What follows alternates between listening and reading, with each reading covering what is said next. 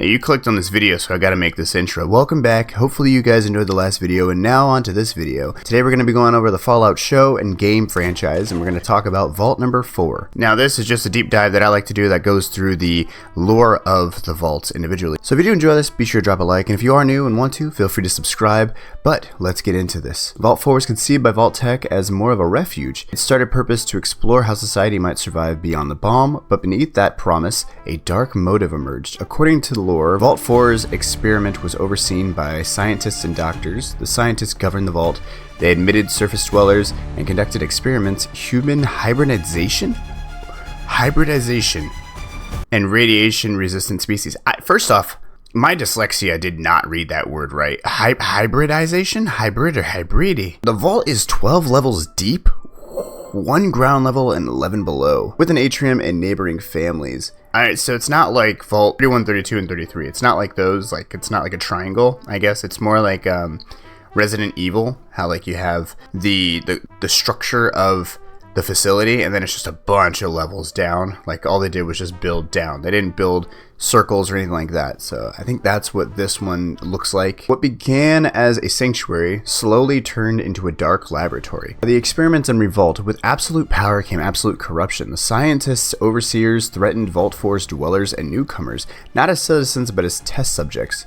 Mutations, suffering, fear. One of the most infamous episodes on level 12. Alright, so level 12 was the experimental place. Status pods held victims of experiments. One record case shows how women birthing mutant offsprings only to be consumed by them. Eventually, the victims rebelled. The experimenters' grip slipped. The hybrids, the test subjects, they rose up. Overseer Hawthorne and his wife were eaten alive by the very creatures they had helped create. What remained? Survivors forging in a new order from the ashes of anarchy, using a vault not for control but for shelter. You'll get to see in the show the woman being eaten by her own offspring, and then you'll see like a finger monster. It's a giant monster that swims underwater, but like when it opens its mouth, its teeth are fingers and they pull you into its mouth. I don't think they chew. I think they just pull you in, so that way you're slowly digested in its stomach. It's really cool to see. The vault opened its doors to refugees from the surface, including those from Shady Sands. It became a refuge for mutated people, as well as displaced people searching for safety. It evolved from brutal experimentation to a haven. Vault 4's infrastructure began to fail, nuclear reactors leaking, agriculture system collapsing, and population dwindling. But at the time, the final overseer, Stephen Atton, yeah, the population had shrunk significantly. The damage was severe. January 10th, 2131, Vault 4 was opened for the last time. Its dwellers emerged into a wasteland, leaving behind a vast underground city of ghosts, experiments, successes, and failures. That's crazy. You didn't get to see this in the show. You did not. All you saw was like, you got to see the one, Lucy and the black guy. FN 2187. They go in there and then take over during the orgy or whatever it was, where they're like rubbing dead people ashes on them. You get to watch them basically just take their power core, destroy everything, and then leave their power core. They're very friendly in the show. You didn't get to see this part. You didn't get to watch that in the show, like their whole nation collapsing. Even today, adventurers speak of Vault 4 as legend. They speak of mutated dwellers and forgotten pods in level 12. I'm not big on, like, Vault 4 was cool for like the 2 episodes you get it for, because like it brings people in and it gives them everything a vault has. So say you've been like living in a wasteland for like 32 years, right? And you're looking bad.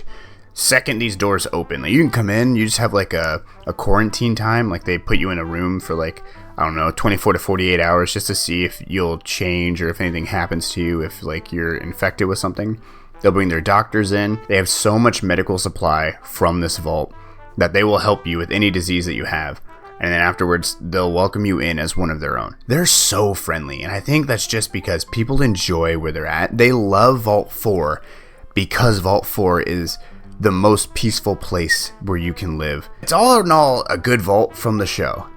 On this, yeah, it speaks dark, because you don't get to see that in the show. You don't get to see the beginning. You just get to see the subjects that came from the scientist. I would say we need another season of Fallout with spin-offs for these vaults, because I would love to watch the beginning of this vault. I would 100% stand by the beginning of this vault just to see how they like managed to turn so many people into monsters and then release them into the world and then how they got overran by their own people, and then the people went turning like something of dark into something of light, where they just open their doors and they're like, you guys can just come in if you want, but we're gonna like check you at the door. Hopefully you guys enjoyed. If you did, feel free to drop a like. If you are new, subscribe, comment down below what vault you want to hear about. I'm gonna try and do all the vaults just because the new season's coming out and I just want to get through each and every vault and go into further detail of them. But anyways, I'm Sour Soup, and until next time, may your rads be low and your aim be true. Later.